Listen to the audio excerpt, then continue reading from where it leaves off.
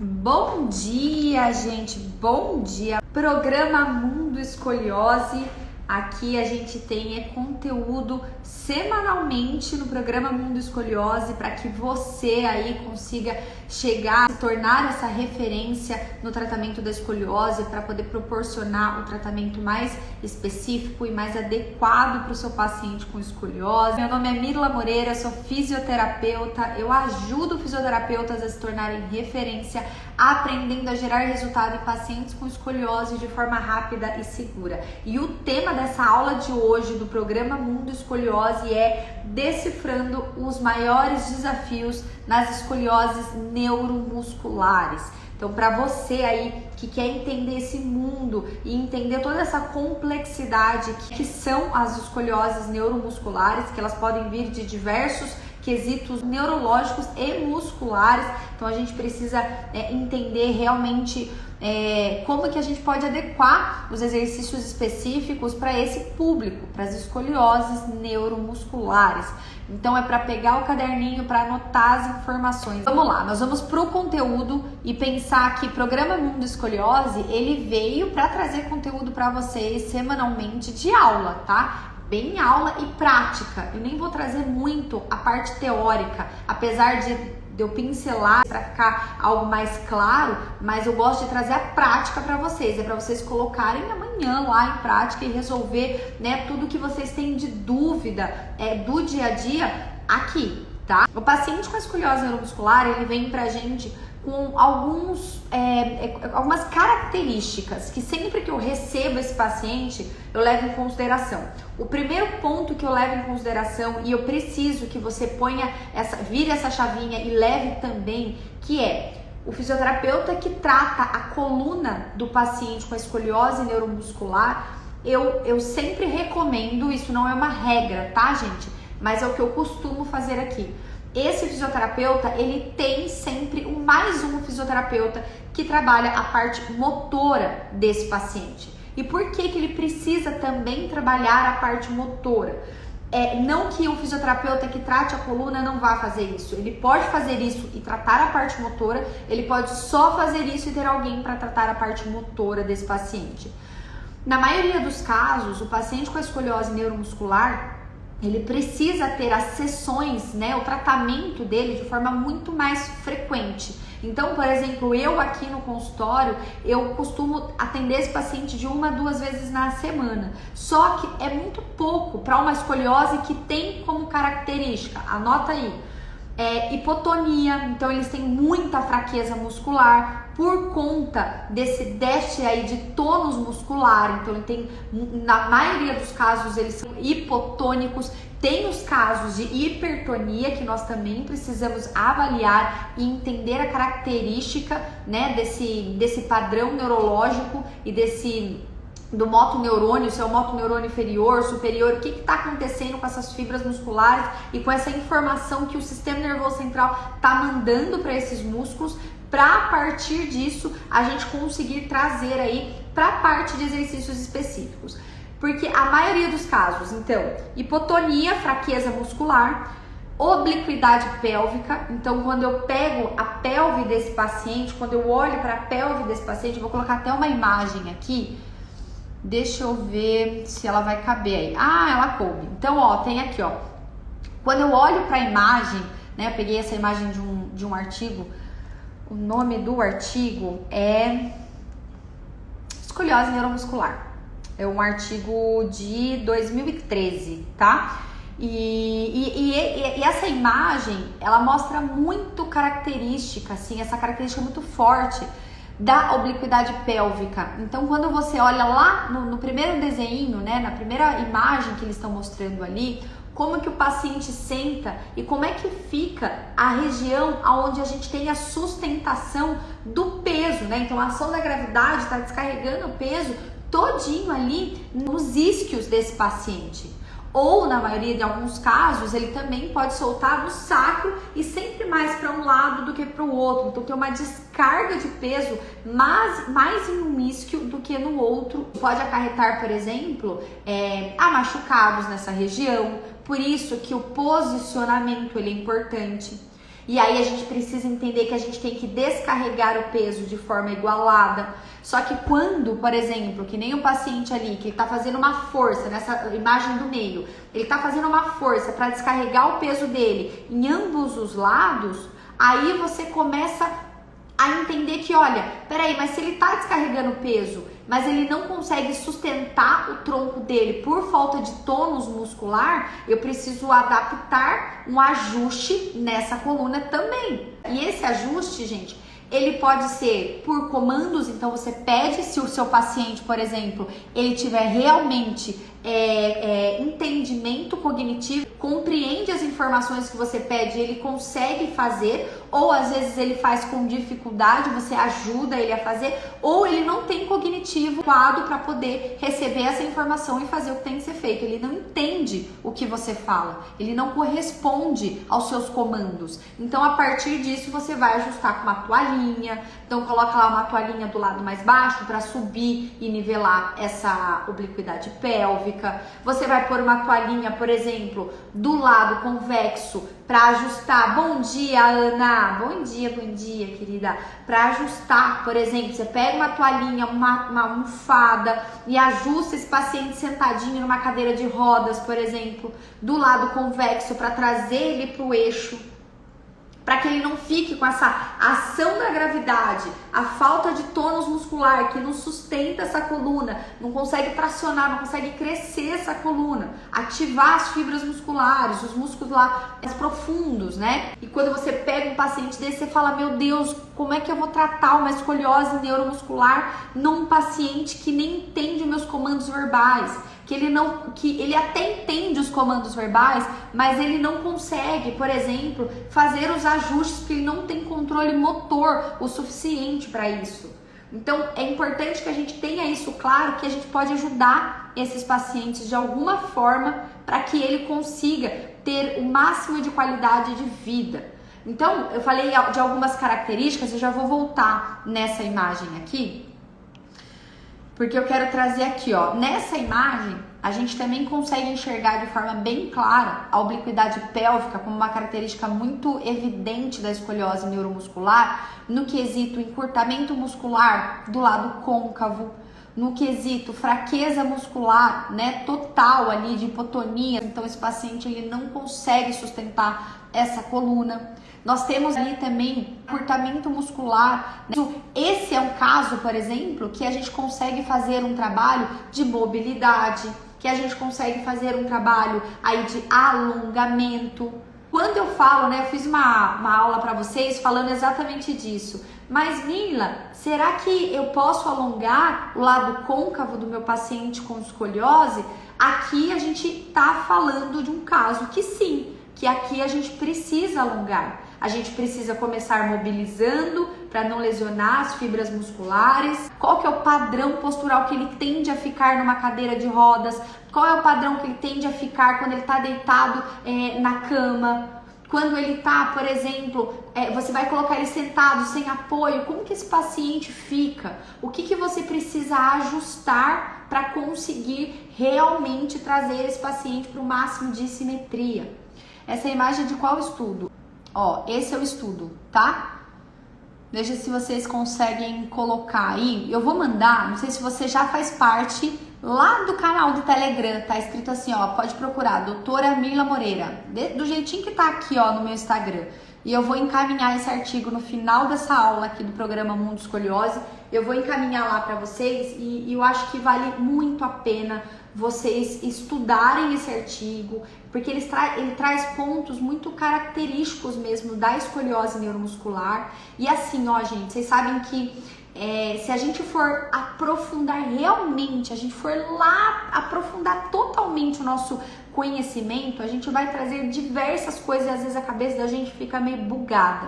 O que você tem que fazer? Pega o seu paciente, avalia, entende as características que o seu paciente tem. Por quê? Porque cada paciente com a escoliose neuromuscular, ele vai representar algo. Porque vai ter que entender qual que é a patologia de base, que tipo, né, de problema neurológico, que patologia neurológica, neuromuscular que esse paciente está trazendo. E através dessa patologia, Vou voltar aqui.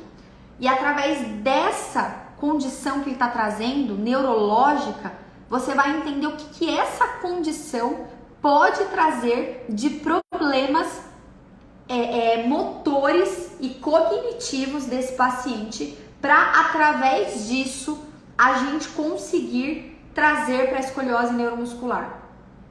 Se a gente for pensar, por exemplo, que é nesse artigo ele até fala, tá? Ó, deixa eu só abrir aqui, ó. Como prevalência de escoliose na população em geral, de acordo com a etiologia, nós temos ali número 1, tá? Paralisia cerebral. Então, a paralisia cerebral, o famoso PC, que nós encontramos muito aí no nosso dia a dia como fisioterapeuta, esses pacientes, vocês têm que avaliar a coluna deles. Por quê? Porque nesses casos que a gente vai encontrar uma escoliose muito específica e que você pode pegar ela na fase inicial ou você já pode pegar ela lá numa fase final e ser muito mais difícil de tratar. Eu falei para vocês de características da escoliose neuromuscular. Uma delas, hipotonia, fraqueza muscular, que faz com que a ação da gravidade empurre cada vez mais. Lembra aquela ação, aquela carga axial que a ação da gravidade faz na escoliose neuromuscular? Mesmo depois da maturação óssea, outra característica, tá, gente? Esse paciente, ele vai tender a piorar a escoliose dele. Por quê? Porque não é porque ele está crescendo mais, ele parou de crescer como uma criança que não tem um problema neurológico. Só que por conta da hipotonia e toda essa fraqueza muscular, ele vai tender cada vez mais com a ação da gravidade e essa carga axial que acontece nele, ele vai tender a piorar cada vez mais, como eu mostro nessa imagem aqui, ó. Então, a gente tem que entender que o PC, a paralisia cerebral, ele vai trazer as características, mas a gente precisa entender o que no seu paciente ele está trazendo de muito mais evidente. Sabe por quê? Um paciente com uma paralisia cerebral, com PC, ele pode ter uma marcha com dificuldade, mas ele também pode não conseguir caminhar, ele pode não conseguir andar, ele pode mal conseguir ficar de pé. Cada paciente vai ter uma lesão, então a gente precisa entender como que foi essa lesão, a gente precisa entender o quanto isso está fazendo com que esse paciente tenha problemas motores e cognitivos. Então, pega o seu paciente, avalia as características dele, da condição que ele está trazendo, da síndrome que ele está trazendo, e isso pode ser uma escoliose sindrômica, ela pode ser uma escoliose aí neurológica, tudo entra num pacote só quase, tá, gente? Tem que entender as características da doença de base e depois trazer para a escoliose para entender o que a doença de base está trazendo para esse paciente no quesito coluna depois, tá? Então, paralisia cerebral, mielodisplasia, amiotrofia espinhal, miopatia de Duchenne, a lesão medular. Então, a gente precisa entender realmente aí quais são, o que o seu paciente está trazendo de base para, através disso, a gente trazer aqui para a escoliose. Ponto. Segundo ponto que a gente vai precisar entender, obliquidade pélvica. E aí a gente vai entender como é que esse paciente fica no leito. Esse paciente caminha, esse paciente só fica sentado na cadeira de rodas, esse paciente só fica sentado no sofá, numa poltrona, esse paciente ele só fica deitado. Que decúbito esse paciente se encontra na maioria dos casos? Esse paciente ele tem uma escoliose ou ele tem uma cifoescoliose? Qual é a característica dele? Porque ele pode vir também com uma cifose em todo o padrão da coluna mesmo. Ele até perde totalmente a lordose lombar. E aqui nesse artigo, eu vou tirar daqui, gente, eu vou mostrar o artigo para vocês aqui, tá? Que eu acho que vai ser bem bacana para vocês entenderem aqui, ó. Peraí. Eu vou parar e eu vou virar a minha câmera, tá? Ó, tá aqui, ó. Então, eu digo porque eu tô com um paciente exatamente assim, ó. Aonde era para ele ter uma lordose, ele não tem uma lordose. Ele tem aqui, ó, uma cifotização como se fosse um recém-nascido, né? Se a gente for pensar que a gente nasce com um padrão de cifose, a nossa primeira curvatura. E o engatinhar, no decorrer do tempo, a gente vai ganhando a lordose lombar, a lordose cervical, para que a gente tenha realmente curvas fisiológicas, tá? Mas o paciente com a escoliose neuromuscular, ele pode vir tanto com um padrão aqui, né, de escoliose, então ele tem uma escoliose com uma retificação, tá? Isso aqui também é um padrão normal de uma escoliose neuromuscular. Olha essa obliquidade pélvica, olha a pelve desse paciente, como ele se encontra. Ou esse paciente pode vir com uma cifoescoliose, tá? Como apresenta nessa segunda imagem aqui. E aí o tratamento muda de um para o outro, tá? A gente precisa entender ele lá. Tem uma outra coisa que eu queria mostrar aqui para vocês, que é essa imagem aqui, ó. Tá muito bacana essa imagem, tá? Que aqui é realmente uma forma, tá? É um esquema de avaliação de redutibilidade da obliquidade pélvica em decúbito ventral. Então, o paciente tá em decúbito ventral, de barriguinha para baixo, a pelve dele fica para fora da maca, tá? E a gente vai conseguir posicionar, então aqui, ó, tá numa posição neutra, que faz com que, devido à obliquidade pélvica, ele piore e ele desenvolva a escoliose, tá? Não necessariamente a escoliose, ela vem por conta, por exemplo, do ciclo de Strokes lá, né? Que a gente fala, na verdade, nesse caso, ele tá mostrando uma escoliose por conta da obliquidade pélvica, que ele vai desenvolver realmente a escoliose ali. Então, ele tá empurrando essa coluna aqui, e eu vou reposicionar, tá? Esse paciente e essa pelve do paciente, para ver se através desse reposicionamento eu consigo ter um alinhamento. Então, ali, ó, nessa imagem B, eu tenho uma boa redutibilidade da obliquidade pélvica. E aí, ó, por exemplo, quando eu volto na imagem C, a redutibilidade, ela é incompleta da obliquidade pélvica. Então, a gente não adianta só eu preciso também fazer uma tração e aí sim trazer essa pelve e ver realmente se esse paciente tem mobilidade o suficiente para alinhar essa coluna, tá? E aí a gente tá vendo aí, por exemplo, sobre uma tração assimétrica do membro inferior esquerdo. Ele tá trazendo uma tração desses dois membros e aí ele consegue trazer o membro esquerdo, conseguindo com uma escoliose, tá? Ele tá vendo aqui, ó, uma coluna totalmente móvel, e essa coluna móvel eu consigo realmente ter um posicionamento dessa pelve e alinhar. Tem alguns pacientes que essa coluna, ela não vai ter tanta mobilidade e não necessariamente com uma tração assimétrica do membro a gente vai conseguir um posicionamento legal e vai conseguir alinhar. Então, isso aqui é só uma avaliação para a gente poder entender, olha, será que se eu posicionar ele no dia a dia, eu consigo um melhor posicionamento aí? Pode ser que sim, pode ser que não. Então, você vai avaliar o seu paciente para, através disso, você conseguir adequar ele numa cadeira de rodas, tá? Então, a gente consegue visualizar isso aí. Que é o que acontece nessa imagem que eu estava mostrando aqui para vocês, tá? Esse paciente, por exemplo, ó, ele, por exemplo, poderia ser um paciente que entenda, ele tem um cognitivo preservado, e nesse cognitivo preservado, eu tô pedindo para ele aqui, ó, abaixa para mim esse bumbum esquerdo para a gente conseguir posicionar melhor a sua pelve e alinhar ela o máximo possível. Tá bom, ele fez, só que ele não consegue sustentar a coluna dele. Aí vem a gente com um trabalho em conjunto, pode ser com apoio. Então esse paciente, por exemplo, ele poderia estar colocando a mão, ele está sentado de frente ao espaldar, com as mãos no espaldar e ele crescendo essa coluna, poderia ter sido isso. Ou pode ser com apoio, por exemplo, esse paciente aqui, vocês podem ver que poderia ter colocado um apoio nele, tá? Ou o próprio terapeuta ajudando com uma tração nessa coluna. Só que com o passar do tempo, o paciente ele vai perdendo, tá? Essa mobilidade da coluna. Em alguns casos, não em todos, tá? Acho que era isso que eu queria mostrar nessa imagem. Eu quero agora, ó, eu vou trazer aqui pra mim de novo, porque eu quero mostrar de um paciente meu. Vocês viram que eu mostrei um resultado de um paciente meu com uma escoliose neuromuscular?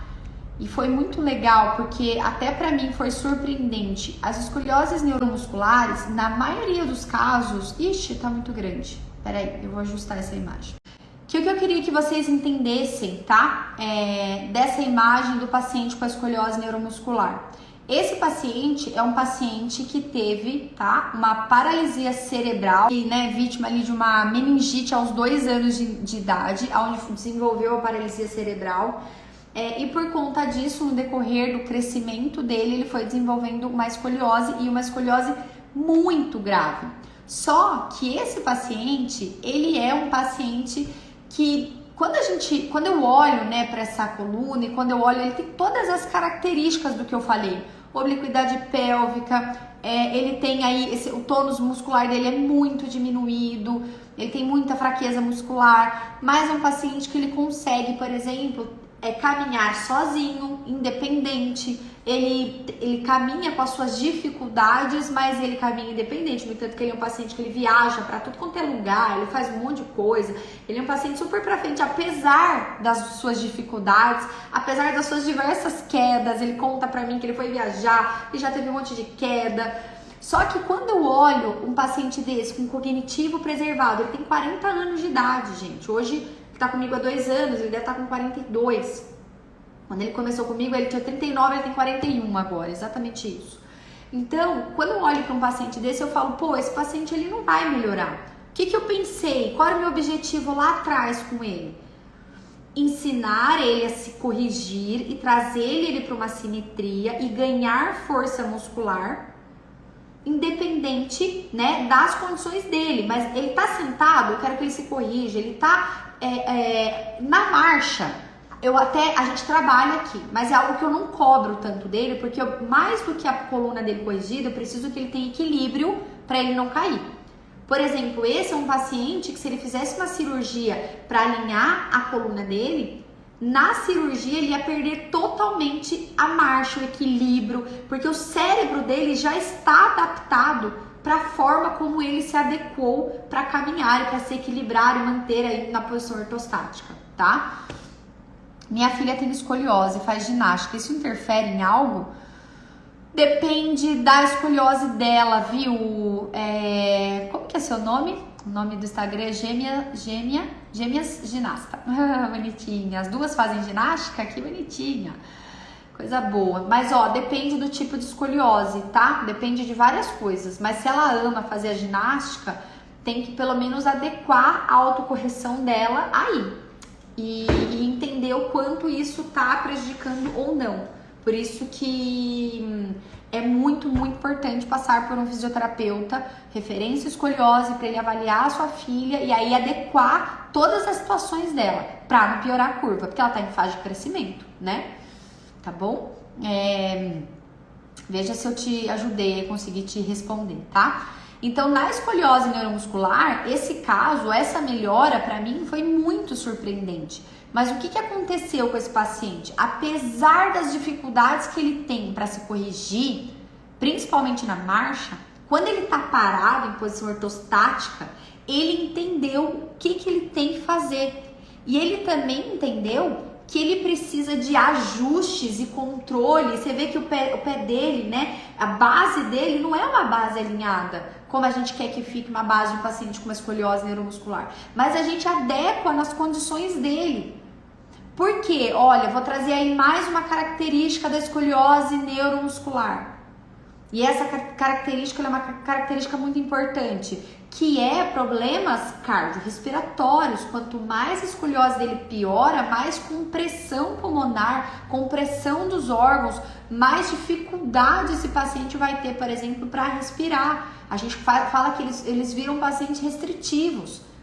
Por quê? Porque começa a comprimir, a colabar ali os alvéolos. Então a gente precisa expandir essas áreas.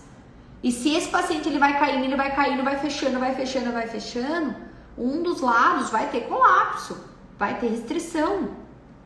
E aí essa é uma das grandes características que a gente precisa levar em consideração na hora de um posicionamento no leito, na hora do posicionamento na cadeira de rodas, ou na hora de um paciente desse que consegue ficar de pé, ele conseguir superar as dificuldades dele, mas ele consegue se autocorrigir. Mas Mila, essa é uma posição que ele fica o tempo todo? Não, ele precisa pensar. Só que hoje é fácil. Lá no começo era muito difícil. Ele falava, caramba, quanta força eu tenho que fazer. Hoje ele fala que é muito mais fácil. Ana, é muito legal, sabe, Ana? É bonito de ver mesmo, é lindo. Porque eles estão superando as dificuldades, mas eles estão conseguindo chegar no máximo de potência que eles conseguem. E é assim, é um andar de formiguinha, mas que a gente começa a ver resultado. Isso aqui, ó, fazem 2 anos que esse paciente está comigo para ele entender essa postura, essa correção postural. Eu fui ao médico e ele disse que não iria interferir, mas é um caso de cirurgia, 50 graus. Ela não sente dor nenhuma. Imagina, ela é difícil eu entrar de frente com o médico, né? Esse não é o meu objetivo. Mas ela já é um caso cirúrgico, 50 graus. E se ela não usa colete, se ela não faz exercícios específicos, quantos anos ela tem? Me conta quantos aninhos ela tem. Só para eu ter mais uma noção aí.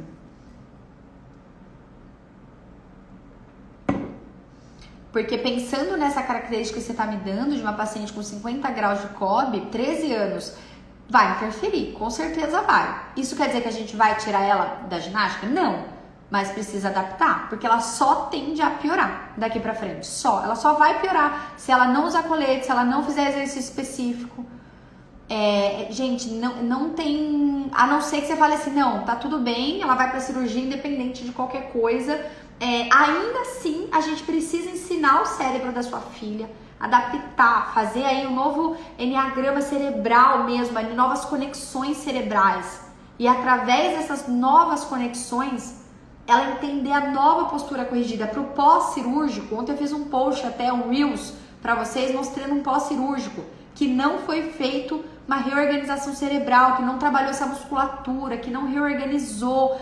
Precisa preparar o pré e o pós-cirúrgico, porque às vezes uma curva muito grave, depois da cirurgia, depois de tempos da cirurgia, o paciente não sabe, o cérebro do paciente não manda informação para esse corpo de que, olha, você é alinhado agora, ele corrigiu a estrutura óssea, mas está esquecendo de corrigir e de mandar entendimento para os músculos de contração, de força, de adaptação.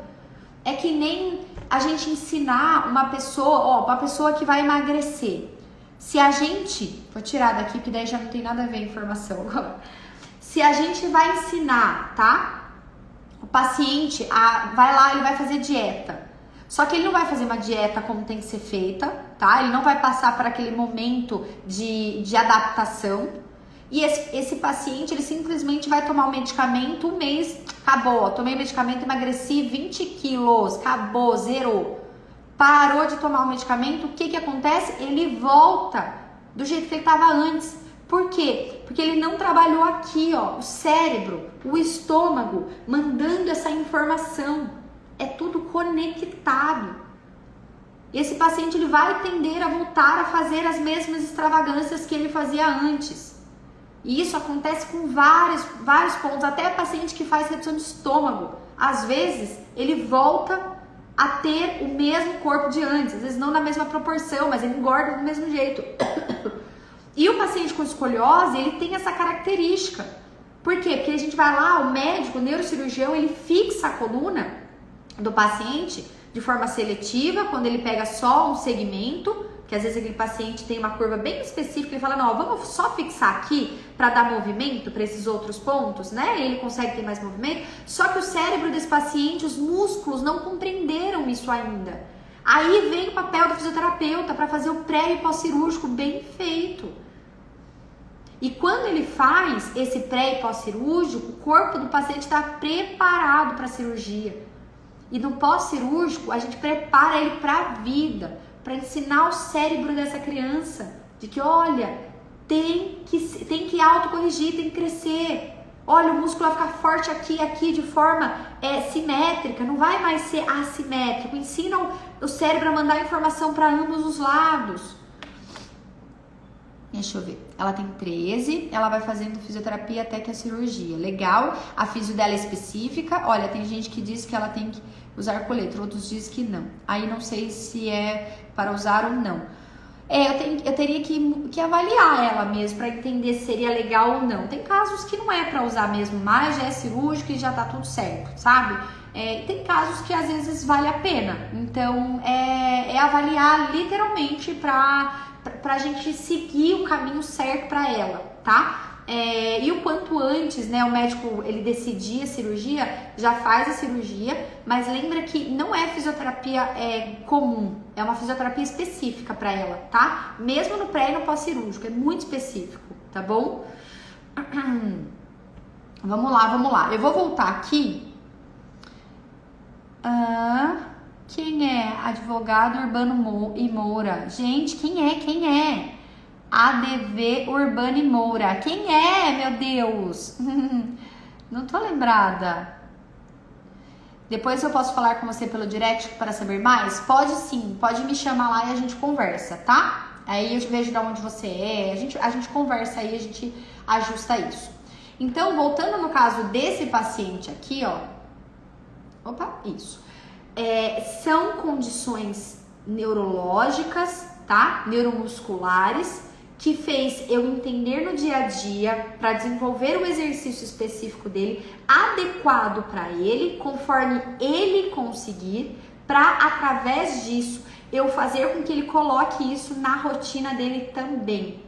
Então são adaptações que nós vamos fazendo para que os pacientes com escoliose neuromuscular, diante a características bem específicas, como fraqueza muscular, diminuição de tônus muscular, obliquidade pélvica, essa condição, né, na coluna, para o paciente com escoliose neuromuscular, ele tende a evoluir mesmo depois da maturação óssea. Esse paciente, ele não tem, às vezes, controle motor e cognitivo, e aí a gente precisa adequar essas informações para a gente adequar na hora de desenvolver o exercício específico, para a gente educar a família, ensinar a família a adaptar essa correção no dia a dia do paciente, estando ele em qualquer decúbito em que ele fique, se ele entendendo ou não, com cognitivo preservado ou não.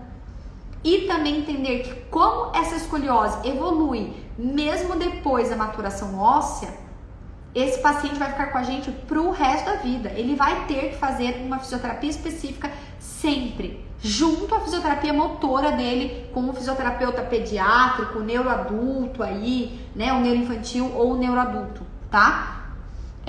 Lembrando que todo padrão, né, de piora, mesmo depois da maturação óssea, faz com que esse paciente venha a ter problemas cardiorrespiratórios e principalmente respiratórios, pensando aí, né, nessa restrição que vai ter, nesse colapso que vai ter por conta, né, de fechar ali o lado côncavo. Então o lado do pulmão que está sendo colabado, fechadinho, ele tende a ter problemas restritivos. Então a gente precisa tomar cuidado e olhar com atenção. Esses são os nossos objetivos, né, de atenção para esse paciente. Só que como eu falei anteriormente, que infelizmente caiu a live, voltou, mas eu vou trazer isso lá pro canal do YouTube, tá? Eu vou trazer essa aula lá pro canal do YouTube para que vocês tenham isso tudo muito, muito claro aí, tá?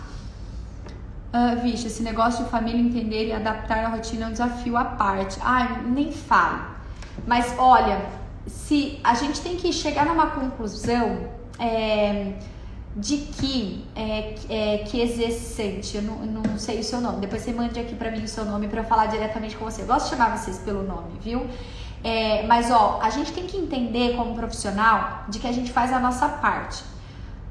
É assim, ó, 50% profissional, 50% paciente, certo?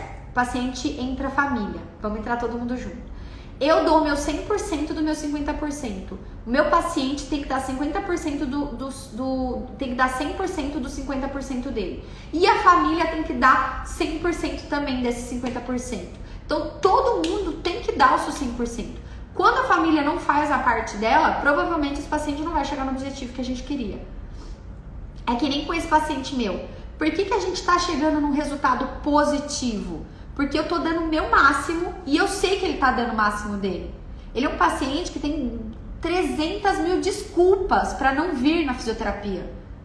E desculpas assim, ó, reais, palpáveis. Você fala, caramba, tá uma chuva, um pé d'água. Com a dificuldade que ele tem para vir, ele poderia não vir. Ele vem com a roupa molhada. Então, assim, é não ter desculpas. É a família não, porque eu tô trabalhando, porque eu isso, porque eu aquilo. Quando a gente quer alguma coisa, a gente dá um jeito, a gente põe alguém, a gente treina alguém, a gente faz isso, a gente fala com a família, a gente dá um jeito. Então, assim, pra mim, essa coisa de desculpas é algo que ficou muito claro, gente. Porque todo mundo tem problema, todo mundo tem dificuldade, não é verdade? E assim, eles têm muito mais. Mas eu vejo tantas famílias com tantas dificuldades e eles fazem o negócio dar certo, que pra mim, tudo que vem extra é desculpa, tá? Até no quesito financeiro. Gente, tem gente que vem aqui com nada de financeiro. E eles dão jeito. A gente adapta, a gente dá um jeito, a gente organiza, mas não pode deixar de fazer o que tem que ser feito. Mila, as fotos no cimetrógrafo interferem se o paciente estiver pisando em cima do tatame? Não. O importante é que, tem que estar reto dos dois lados, ele pisar ali.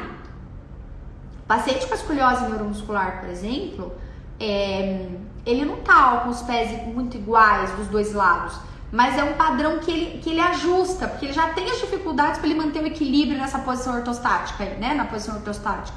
Então, ele já tem essa dificuldade, mas se eu for lá e querer colocar o pé dele realmente muito certinho, retinho, não é o normal para ele, eu não posso fazer isso. Quando ele para, eu falo para ele, respira, solta o ar e fica numa posição que você sente na maior normalidade para você. Porque eu não posso ficar ajustando ele, senão não faz sentido o meu antes e depois, né? Não ficar real. E eu quero trazer o máximo de real. Então, Dri, se você deixar esse tatame, ele estiver em cima do tatame retão ali, pisando igual para os dois lados e o cimetrógrafo na parede, tá tudo bem, tá bom? Não tem problema não.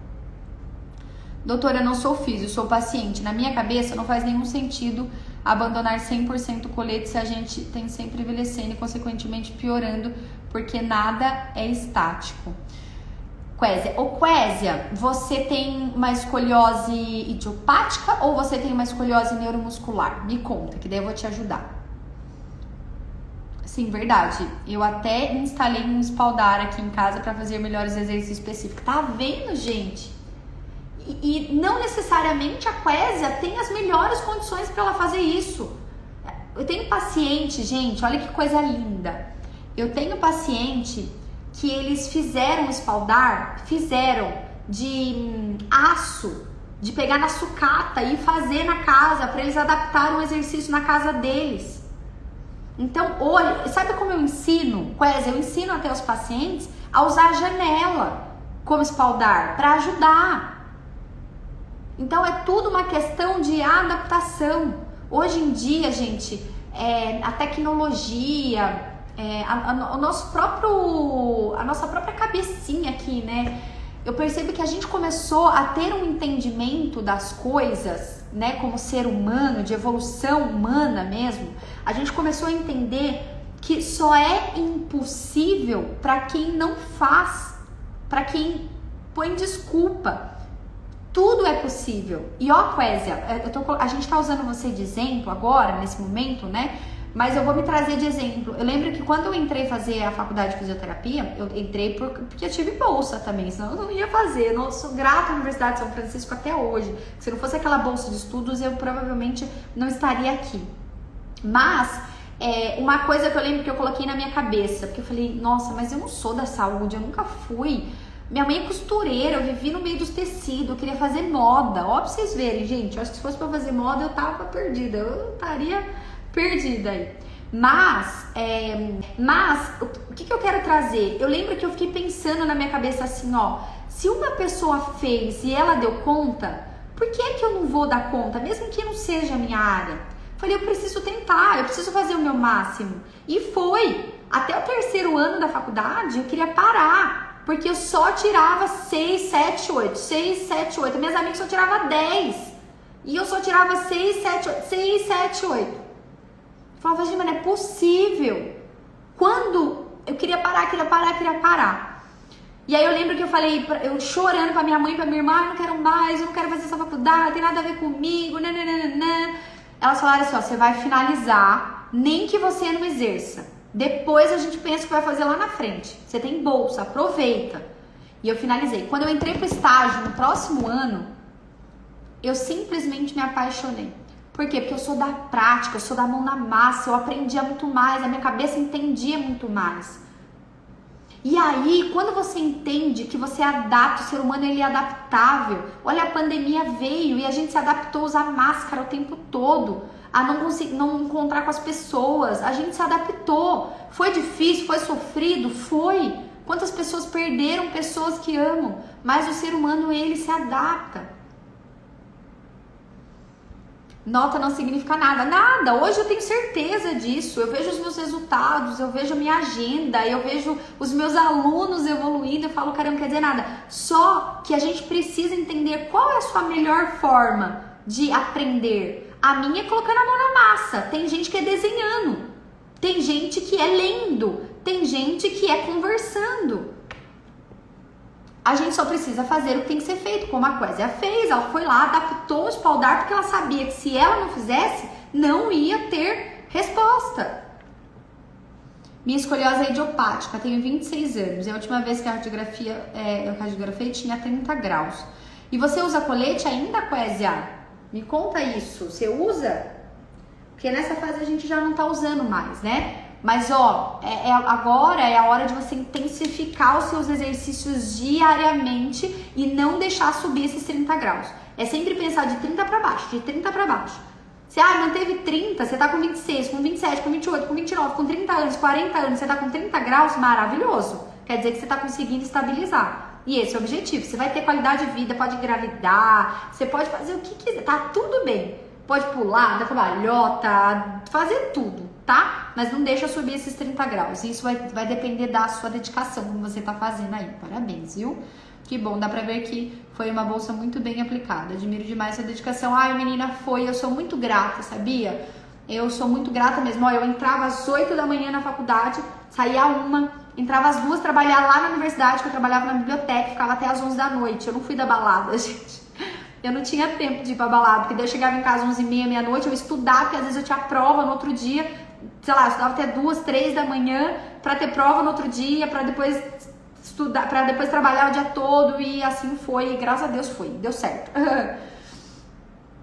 A minha também é na prática, olha lá, a Ana também na prática, e é isso aí, tá tudo bem, né? Oi, Nilce! Sou aluna de escoliose na prática, você é fantástica. Cada dia temos muito a aprender para ajudar quem precisa. Sabe que é legal, Nilce, e que a gente vai entendendo que a prática, o conhecimento teórico, ele é fundamental, tá? E a gente não pode tirar isso do jogo, tá? Aqui a gente precisa ter, o teórico, tem que ter. Por isso que eu encaminho lá artigos, participem de congressos, tudo que vocês puderem buscar dessa base de conhecimento, a gente vai estar lá. Mas o olhômetro, a mão na massa da prática ensina 300 mil vezes mais, porque a gente grava de uma forma diferente, a gente compara uma situação com a outra, a gente entende que são pessoas diferentes. Tem exercício que tem paciente que faz assim impecavelmente bem e é bem bacana para aquele paciente, mas para o outro eu falo, gente, não faz sentido passar para esse paciente o mesmo exercício. Ou não, tem exercícios iguais que eu passo para os dois pacientes, cada um adaptando para o seu tipo de curva e que vai super bem. Então eu tenho que raciocinar, raciocínio clínico. O protocolo ele é importante? Eu acho que o protocolo ele é importante para trazer evidência, ele é importante pra gente se sentir seguro em algumas coisas, mas vai chegar uma hora que você vai ter que, colocar a sua cachola pra pensar. Porque se você não colocar a sua cabecinha pra pensar, você vai entrar num piloto automático e o negócio não vai sair do lugar. Você vai perceber isso? Parece que não sai, o negócio não vai.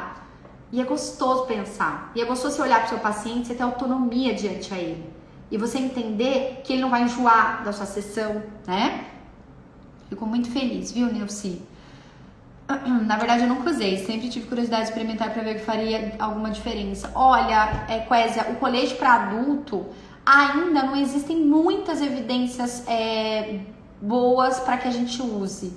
Quem sabe lá na frente, né? Assim, não sei, às vezes teria que sentar, te avaliar, entender para ver se valeria a pena. Às vezes você tá aberta para usar, seria aí uma pessoa para fazer um estudo de caso, né? Sei lá.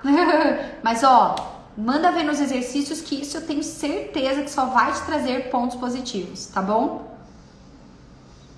Estou ansiosa para chegar abril. Ana, vai chegar abril. Gente, tem evento presencial, né? A gente vai ter um evento incrível anualmente. E 14 de abril tem um evento dos alunos do Escolhose na Prática, que vai ser lá em São Paulo. Vai ser incrível, Ana. Eu também tô super ansiosa, viu?